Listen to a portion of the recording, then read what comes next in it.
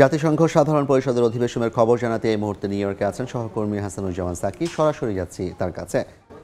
Psaki, ধন্যবাদ। জাতিসংঘ সাধারণ পরিষদের ৮০তম অধিবেশনে আর কয়েক ঘন্টার মধ্যেই ভাষণ দেবেন অন্তর্বর্তী সরকারের প্রধান উপদেষ্টা ডক্টর মোহাম্মদ ইউনূস।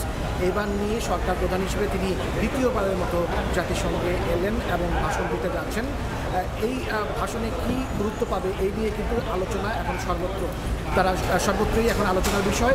আজ যে শুক্রবার সকাল থেকেই অধিবেশন শুরু হয়েছে, বিতর্ক পর্ব শুরু হয়েছে, যেটি রাষ্ট্র এবং সরকার প্রধানদের সবচেয়ে মূল যে পর্ব।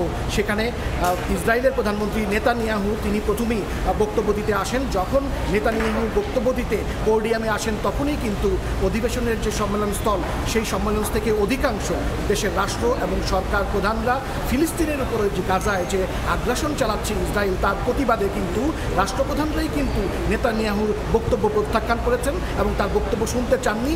একসঙ্গে ১০০রও বেশি দেশের রাষ্ট্র এবং সরকার প্রধানরা অধিবেশন স্থল কিন্তু ছেড়ে চলে যান। এর মধ্যেই নেতানিয়াহু বক্তব্য রেখেছেন। এই মুহূর্তে আমরা দেখতে পাচ্ছি যে পিছনে বড় স্ক্রিনে দেখাচ্ছে যে পাকিস্তানের প্রধানমন্ত্রী, অর্থাৎ ইসরায়েলের প্রধানমন্ত্রীর পরে পাকিস্তানের প্রধানমন্ত্রী শাহবাজ শরীফ, তিনি এই মুহূর্তে বক্তব্য রাখছেন। এরপরে বক্তব্য রাখবেন চীনের প্রধানমন্ত্রী লি কিয়াং, তিনি বক্তব্য রাখবেন। এই যে প্রথম সকালবেলার যে পর্ব, সকালবেলা পর্বে ১০ নম্বর সিরিয়ালে বক্তব্য রাখবেন প্রধান উপদেষ্টা ডক্টর মোহাম্মদ ইউনূস। তার আগে ভুটানের প্রধানমন্ত্রী কিন্তু বক্তব্য রাখবেন।